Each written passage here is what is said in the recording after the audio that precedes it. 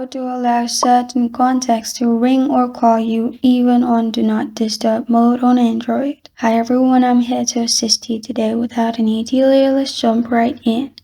First, open Phone app. Then click on the contact you want to add. After you have clicked on the contact, you will find a star option at the top right corner of your screen. Click on the star icon at the top right corner of your screen.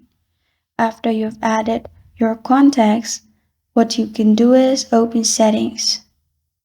In Settings, simply scroll down and click on Sounds and Vibration.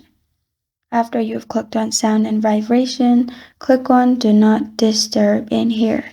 After you've clicked on Do Not Disturb, you'll find this kind of screen pop up. Now, click on Exceptions and below it, click on People. After you have clicked on People, simply click on Calls.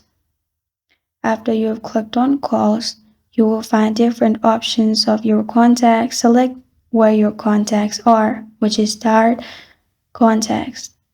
After you have done that, you're good to go. This is how to allow certain contacts to ring or call you even on Do Not Disturb mode on Android.